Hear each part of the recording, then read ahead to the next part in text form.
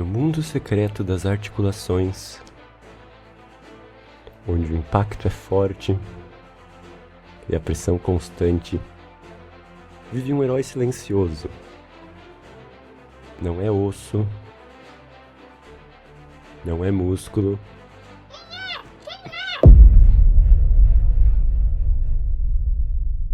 é o tecido cartilaginoso, o verdadeiro herói da sustentação e da flexibilidade. Bem-vindo a mais um episódio do Morfando, o podcast sobre morfologia. O meu nome é Diana. E o meu é o Amir. Hoje vamos falar sobre cartilagens. A cartilagem é um tipo de tecido conjuntivo especializado. Ela não tem vasos sanguíneos, nem nervos e nem vasos linfáticos. Mas quem é ela? Onde vive? Como sobrevive? Como se reproduz? Bom, graças ao pericôndrio, que é um tipo de tecido conjuntivo que fica ao redor da cartilagem e serve como nutrição e oxigênio, ou seja, ele fica em volta e nutre e oxigena a cartilagem. Além disso, ela reveste articulações, absorve impacto, ajuda no movimento e deslizamento suave entre os ossos. Ela é firme e rígida, mas também tem uma leve maleabilidade, que é o que dá essa flexibilidade necessária para todas essas funções. E do que é composta? A cartilagem ela é composta por uma célula chamada condrócitos, que são responsáveis por produzir e manter a matriz extracelular. A matriz é a mesma que a gente comentou nos outros episódios, com todos os seus componentes que ajudam e facilitam a hidratação e o transporte de nutrientes. E não vamos esquecer dos condroblastos. São células jovens periféricas responsáveis pela produção de matriz extracelular. Isso mesmo. E quando essas células jovens, chamadas de condroblastos, ficam rodeadas por toda aquela matriz que elas mesmas produziram, a gente chama elas de condrócitos. Esses condrócitos, eles ficam em pequenas lacunas, ou seja, espaços entre a matriz extracelular, e eles têm a função de manter e renovar essa matriz. E com base na composição da matriz, a gente tem então 3 tipos de cartilagem. Temos a hialina, a elástica e a fibrocartilagem. Bom, então vamos começar por aquela que é a mais popular de todas, a cartilagem hialina. Ela é a mais comum no corpo e tem uma aparência cinza azulada em muitas partes, como o nariz, na laringe, nas costelas, traqueias e brônquios e, é claro, em articulações móveis. Nelas, ela desempenha um papel importantíssimo de lubrificar articulações, reduzir atrito e distribuir os impactos aplicados ao osso subjacente. Mas, antes da gente continuar, precisamos falar um pouquinho mais sobre o pericôndrio. Ele envolve as cartilagens elásticas e a maioria das cartilagens hialinas, com exceção somente das articulações móveis, ou seja, as articulações sinoviais, e dos discos epifisários de ossos longos. Exatamente. O pericôndrio tem um papel essencial, funcionando como um apoio logístico da cartilagem. Ele fornece os nutrientes, o oxigênio e, quando necessário, até gera novos condrócitos. E o mais interessante é que ele também ajuda a eliminar os resíduos metabólicos da própria cartilagem. Como a cartilagem não tem nenhum vaso sanguíneo dela mesma, o pericôndrio acaba sendo o responsável por essa função de transporte. No entanto, a cartilagem hialina das articulações móveis e dos discos epifisários não tem pericôndrio, o que explica a limitação na capacidade de reparo dessas cartilagens. Isso mesmo. E por isso, quando a cartilagem sofre algum dano, a recuperação é tão difícil, especialmente quando a gente não tem o suporte do pericôndrio. O nosso segundo tipo de cartilagem é a cartilagem elástica, que é, como o próprio nome diz, elástica. Você encontra ela na orelha externa, na epiglote e no próprio canal auditivo. A mágica aqui é a elastina, uma proteína que dá elasticidade absurda. Ela pode esticar até 5 vezes o tamanho original. Parece uma borracha. E os condrócitos dessa cartilagem são ainda maiores, mais numerosos e até binucleados. Um time parrudão. Que comentário. Que desgraça. Mas vamos lá. Vai ficar assim. Na cartilagem elástica, os condrócitos são maiores e mais numerosos do que na cartilagem hialina. Eles podem ser binucleados, o que indica uma alta atividade celular. Eles podem estar isolados ou em grupos, ou seja, eles formam grupos isógenos, que são grupos que têm a mesma origem.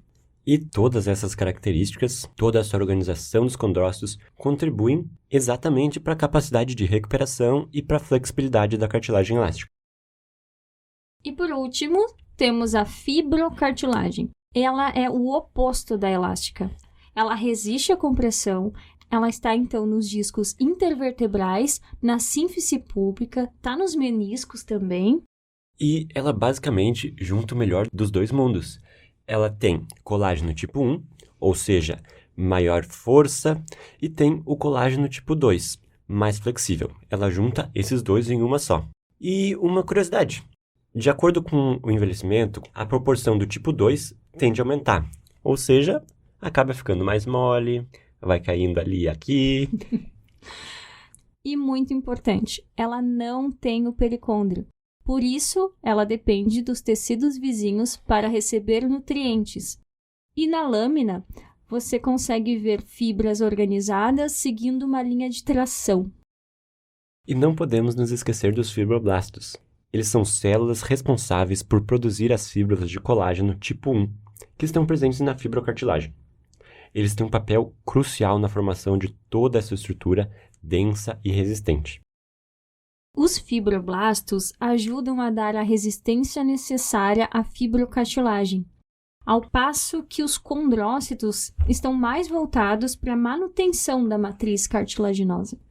Bom, a gente falou de como é difícil regenerar cartilagens, mas agora vamos falar um pouquinho mais sobre como é o crescimento. Então, existem dois tipos de crescimento. O primeiro tipo a gente chama de crescimento aposicional. Nome difícil, mas vai com calma. Aqui, novas camadas de cartilagem se formam no lado de fora, na superfície externa da cartilagem que já existe.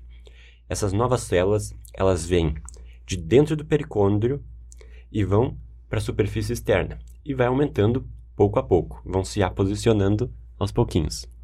Existe então um outro tipo de crescimento, que é o crescimento intersticial. Esse tipo de crescimento acontece dentro da própria massa de cartilagem existente. Então, acontece com as células se dividindo e criando novas camadas dentro da matriz. Agora, para a gente reforçar alguns pontos a mais. A cartilagem, ela é um tecido muito importante para o corpo, mas quando ela é danificada, ela tem uma capacidade de reparo muito limitada.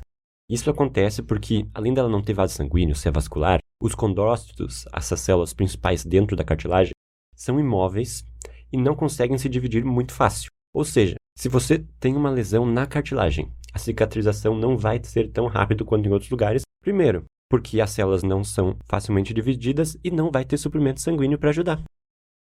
Claro, se a lesão atingir o pericôndrio, o tecido conjuntivo que fica ao redor da cartilagem, né, pode haver uma reparação limitada. Mas em muitos casos, a regeneração é muito mais fraca e o tecido resultante é, na maioria das vezes, o tecido conjuntivo denso e não o cartilaginoso.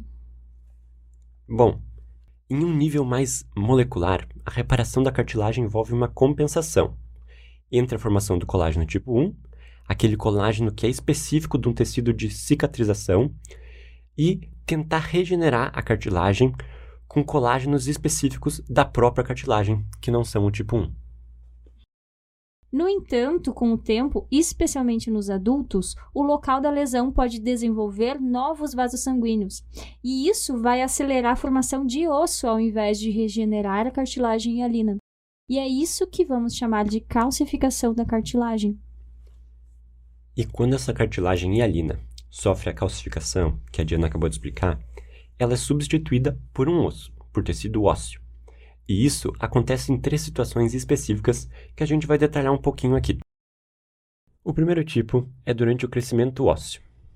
Aquela cartilagem hialina que está em contato com o osso que está crescendo, ela acaba se calcificando, mas a camada mais superficial geralmente não é afetada. Isso aí. E durante o processo de ossificação endocondral, então acontece a outra calcificação. A cartilagem hialina é naturalmente substituída por osso. E como a gente já falou, também no envelhecimento. Com o tempo, aquela cartilagem hialina dos adultos sofre calcificação, especialmente aquelas cartilagens mais antigas, como na traqueia. Ela vai ficando mais rígida e acaba prejudicando até mesmo a respiração. Chegamos ao fim de mais um episódio sobre morfologia. Muito obrigada por nos acompanhar até aqui. E bom, como a cartilagem elástica, não se esqueça, a gente vai, mas a gente volta. Era essa a opção.